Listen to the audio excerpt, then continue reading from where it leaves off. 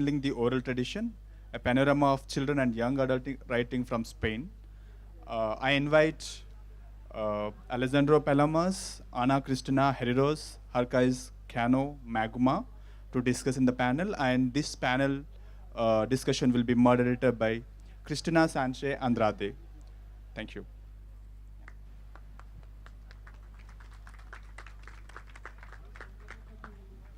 So, good morning to everybody. Very honored to be here once again.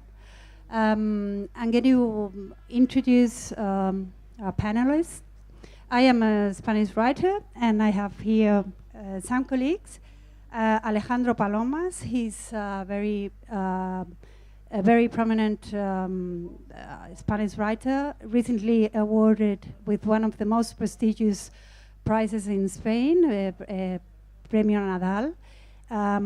He writes in Spanish, in Catalan, both languages, and he's got a trilogy called with 3 titles: A Mother, a Son, and a Dog. And he writes about incommunication problems and family difficulties. Then we have Harkaitz, Cano. He's also a prolific writer, translator, a poet. He writes TV scripts. He writes in the Basque country language and in Spanish. And he has got almost all the awards of the Basque country in Spain. Then we have Ana Cristina Herreros. I think she's the most multifaceted woman I've ever known. She's, of course, a writer, traditional literature researcher, a storyteller. She also writes children's books. She's also an editor. So I'm sure you will find her in your life at some stage. She's got books with interesting titles, such as the Book of the Spanish Monsters, the Book of the Spanish Witches, Magical Geography, and well, my children have read one of her books, which is called Ratoncito Pérez. Ratoncito Pérez is the one in charge in, it's Little Mouse Pérez, it's the one in charge in Spain for taking the teeth from the children and leaving some money or a little present under the pocket. So she's an expert in Little Mouse Pérez too. And then we have Marcos Guardiola. Marcos is an illustrator. He's an architect by training, and he began illustrating in El País, economic, political, social sketches. And he's got this absolutely wonderful book, which is on sale there in the bookshop, about, it's called The God of Money, and it illustrates early tests of Karl Marx. Very interesting one. So I'm going to start with some questions. And the first one I wanted to ask the panelists is, do you think writing for children is an easy task, as many people think, or not? We can start like this, in order.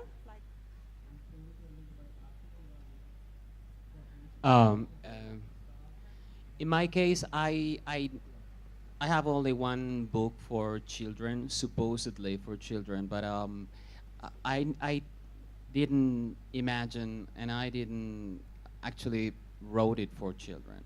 So I don't even know if there is what it's called children's literature, or, you know, for me it's very, very hard to imagine that. But after that, after publishing my book, I realized that you can only write books for children when you are able to be a child when you write. You don't have to write for them. You have to be one of them and write. and that's very hard. That's really hard, and that never happens when you write for adults. You know, it's a different kind of state of mind, what you have to use for them. Not a different kind of goal, but a different kind of state of mind, in my case in particular. Yeah, I agree with him. I don't know if there is if the so-called literature for children even exists. It is true that you have to use less words, maybe. Your range of words and the amount of words you are allowed to use in a children's story is not that big. So you have to collect and select each word. That could be something different about children's literature. But besides that, it's funny you ask that, because my editor, when I'm in the middle of something and I'm mentally blocked, he always says to me, okay, why don't you write something for children just to have some rest and go on with your novel? And to me, it's absolutely opposite, because it's a so demanding task to do, to write for children. Maybe it seems to me that happens pretty much the same in minimalist art and in children's literature. There are some very, very good pieces, very, very good installations or works with very few elements, naive, apparently naive, but with some bottom line that says something powerful behind. If you scratch a little bit, you can find something very deep. But it is also, like in minimalist art, a field easy to cheat on, easy to scam, or easy it's a field in which I happen to see many fraud also. Sometimes there is, oh, it's simple, and you scratch, and there is nothing behind. So I have this contradictory point of view about literature about children. Ana Cristina?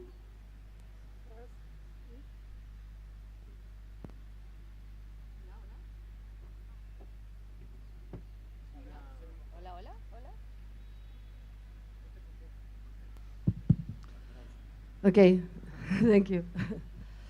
First, I want to apologize for my poor, feeble, and weak English. But when I was a student in Spain, in that period, foreign language, we learn foreign language only to read, only to write, not to speak. So that I beg your pardon. I think that I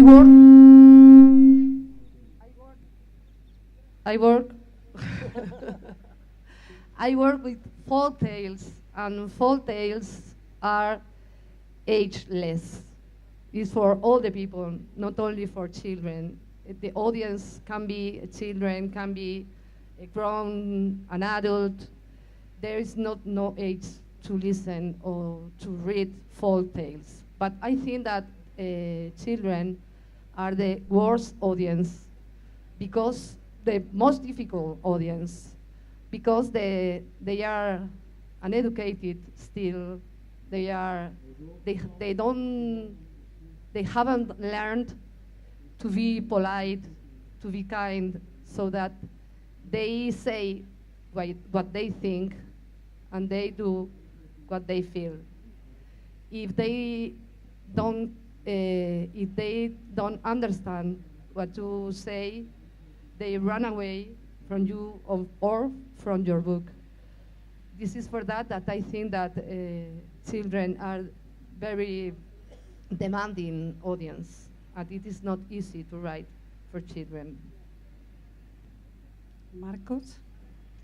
Okay, for me, as an illustrator, from a visual point of view, I make a big effort to make my work attractive both for children and adults. And from a conceptual way, I try to make a deep reading. So visually, children can understand what I'm telling, but an adult can read other things than children maybe find some difficulties. So I try to draw for both of them in the same level, more or less. And another thing that I think is very important is the subject. The subjects, for me, must have no taboos. I think it's important to treat any subject with children because it's important to become thoughtful people. So it's important to treat every subject. Another interesting question is the one why we write or from where we write. Ricky said that a book or work is always good when it's written from necessity. I wanted to ask the panelists from where they write. Is it something that comes from the gut, or is it something more rational? What is the first impulse to write?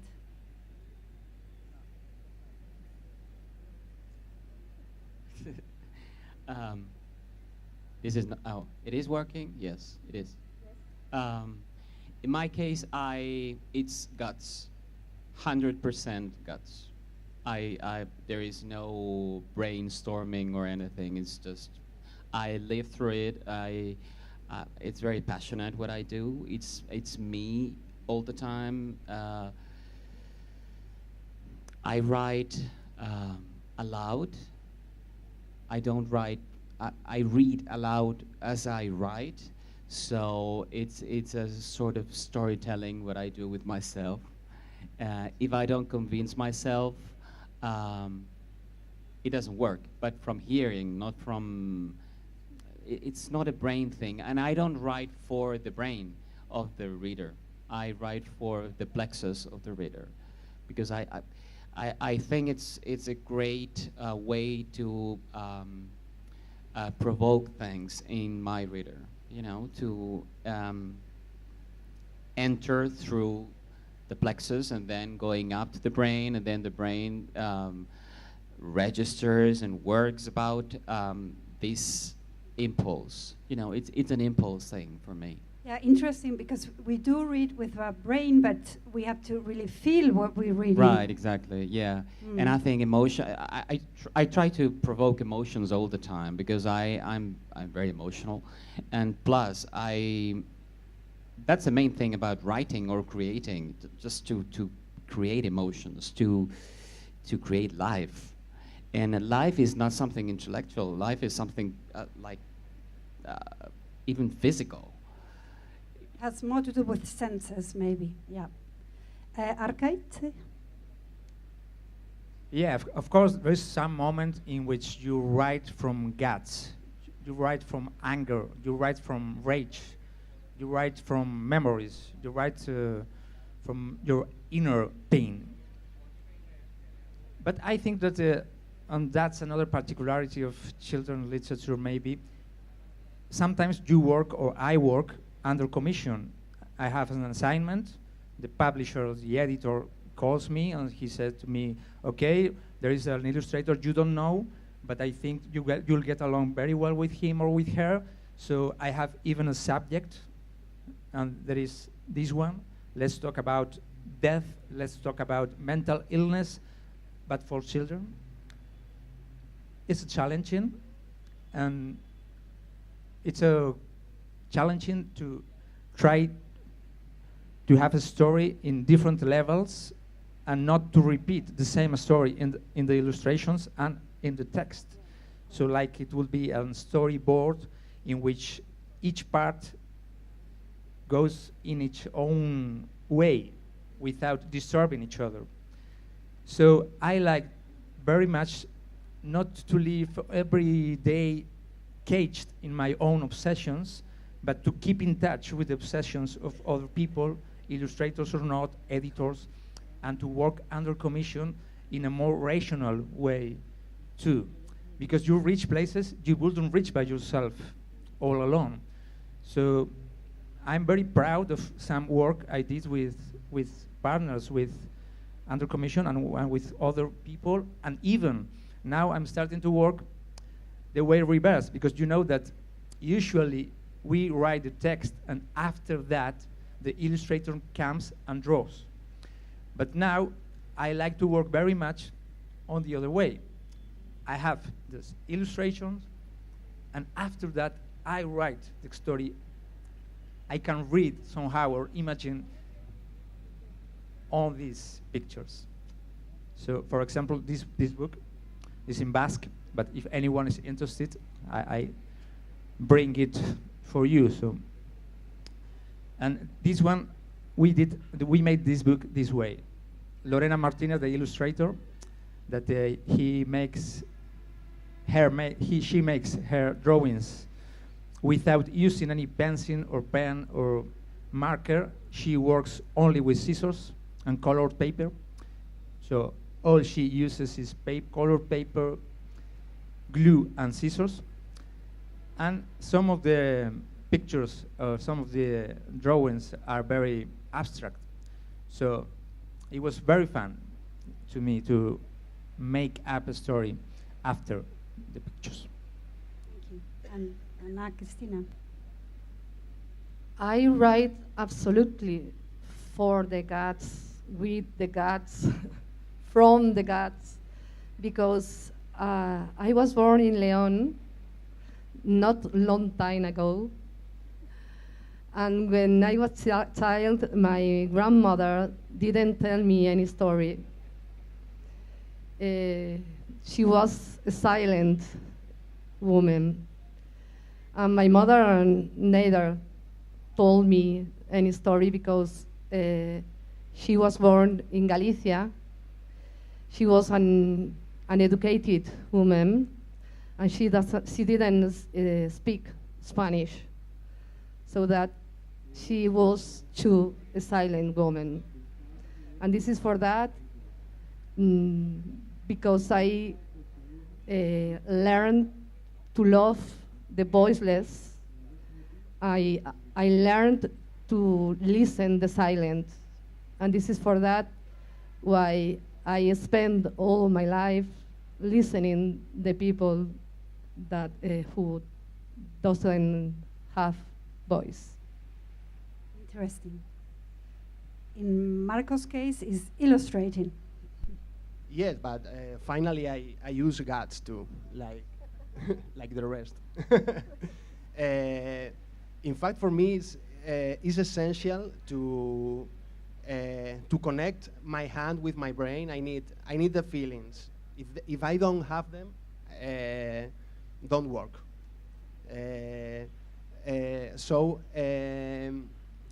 I'm always looking for that moment when drawings comes out like in a natural way, without effort, and to do it, I need guts. It's very important for me, and I'm always looking for go out of my comfort zone to that places where I don't control, and in that places is where everything goes good. So you can see this is a GATS panel. I think we don't have time for any other questions, unfortunately, but we have time for your questions. We have 5 minutes. Okay, so we have another question. I think it's difficult to be 100% original in any book you write, because everything is written, everything is illustrated. But how do you avoid using stereotypes in children's fiction? Well, I think that the starting point is that everything has been written already. I mean, we are not going to invent anything. But you know, when I teach writing to kids or to adults, the first thing I tell them is that they have to be original. And being original is it's something very simple. It's just that you have to make the effort to look deep inside and try to understand what your origin is, where you come from, where this voice or this color of your voice comes from and feeds on. And that's the main thing I am obsessed with, where this need to create or to write comes from. And that's what will make you different. I mean, there is only one Alejandro, there is only one Ana, there is only one of you in the world, and you have to be very conscious of this.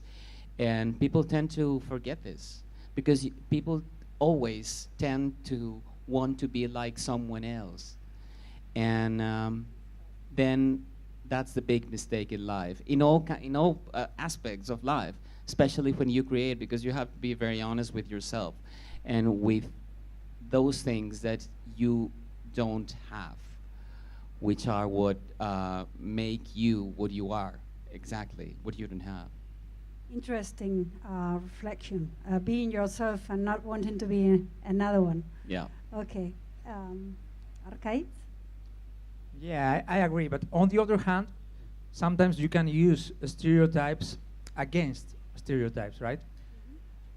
Just showing how stereotypes, characters' behavior is, you can make the reader notice the absurd of this character, or even, I mean, stereotypes work everywhere because they work. They are useful. They are useful and dangerous, both at the same time. So let's use stereotypes to fight stereotypes, against stereotypes. So I guess that's the point. And how deal with that? I think it's important to deal with stereotypes throughout humor too. Maybe irony. Yesterday, I think Mercedes Cebrián mentioned the word irony, and I don't know who said that irony is the courtesy of desperate people. So irony is the way to be polite for the hopeless. And I like very much this conception.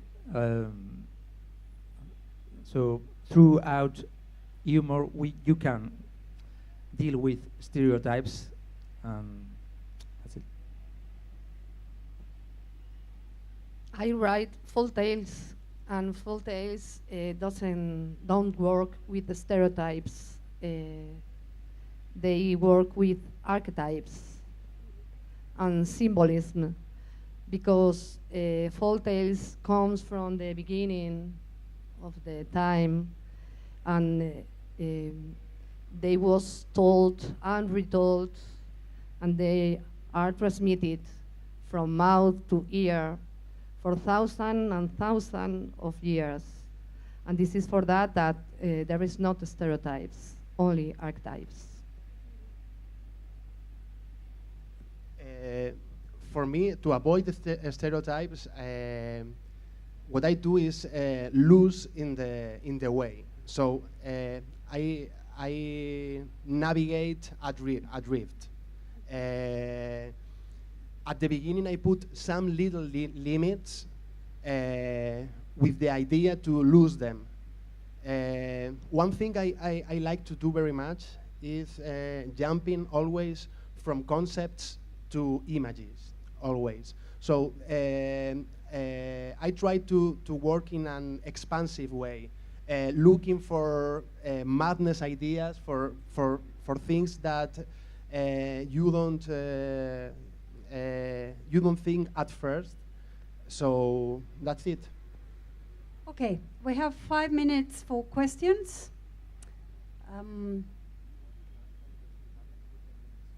Say 5 there, just say. Okay, we have some more time to talk. Okay. Is there something you wanted to mention about? Yeah. Okay.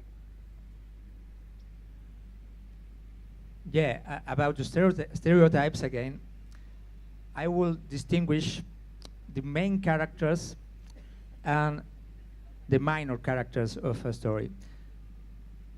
If there is something good about the stereotypes, is that with a little piece of information, you avoid to explain many things. You say, okay, whatever, a stereotype. And if you are using this technique in minor characters, it could be maybe easier for you to build up a main character against stereotypes. So if you have a fresh character, different character, because I believe that normal people don't exist. There is no normal people. If someone looks very, very normal, I'm suspicious about that. Even I'm frightened about that. Even I be alert, because there is not such thing as normal. So if you have this not normal character as a main character in your story, it could be good sometimes to have some minor supporting characters that are built up on stereotypes. So as a technique, I guess. Do you agree, the rest of you? I think the stereotypes are very dangerous because it's from the stereotype that we build prejudice. And this is a little bit vision of the work, very small, very short. I don't know if this is enough to use the stereotype. Is the advantages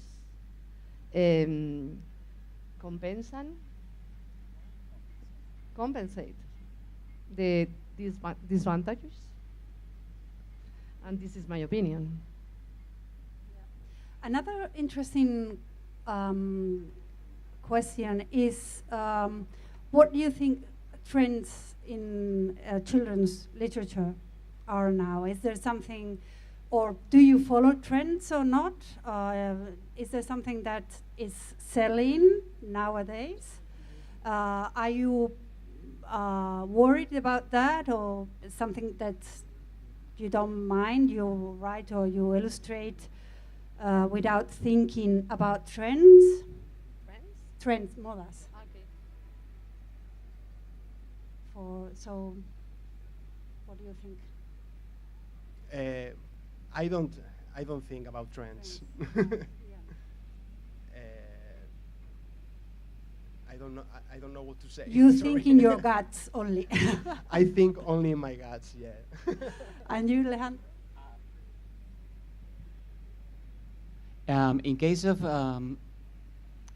children's literature, I never read children's literature, so I don't know what the trends are. So no, never.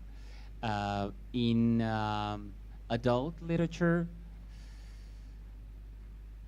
there are so many trends, and the trends change so fast, and it's a matter of the market, basically. It's not a trending, a creative trend. It's more like based on the market. So you never know what the trend is, really, because when the trend makes its impact on the reader, there is another trend coming. So you're always late for that as a creator. So you're always late for that. Yeah. And publishers don't really know when they're going to find a no, trendy never. book, or when maybe they have something which they think this is going to sell a lot and it doesn't, and then the book they had there in a corner is the one which sells. So Yes. never knows. Any more? Okay, I will. Okay. Yeah. I don't think about trends, but I'm concerned about certain trends. The politically correct limits. Yes, this the same publisher that said to me, write something for children. I I wrote a story about a dog, but this particular dog, he had suicidal tendencies. So he wanted to kill himself. And okay, he did not want to publish this in a children collection. So he finally published it, but on an adult. That's a very collection. interesting subject to talk about. If a suicide can come in children's book, it's tricky. I mean, we could talk in another panel about that. Very interesting. But now it's the time for your questions, and we know you are very participative, so we're looking forward.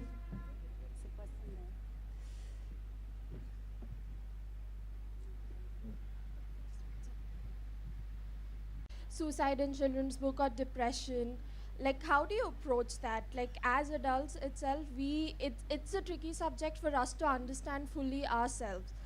And one more thing is, you mentioned fighting stereotypes with stereotypes. Can you please elaborate on that? Thank you. We haven't heard, sorry, we haven't heard very well. Can you repeat? Yeah, I'm sorry, can you hear me now? If you can speak a bit Can you louder. hear me now? Yeah. Yeah, I was just wondering, when you deal with tricky subjects like suicide or depression in children's book, how do you approach that? Because as adults itself, it's quite tricky for us to fully understand. Yeah. And you mentioned fighting stereotypes with stereotypes. Can you please elaborate on that? Thank you. Temas como el suicidio, la depresión, cómo abordar esto desde la literatura, y luego el tema de estereotipos frente a arquetipos. I was writing a book about death for children and for all adults, because the folk tales are ageless. And the folk tales always are the manner, the form, for that the children, when our children, walk for situations that will be in adult life. The death, suicide, and all this. All this is very present in folk tales from all the times. And for us, works with oral tradition is very easy to work with this with children.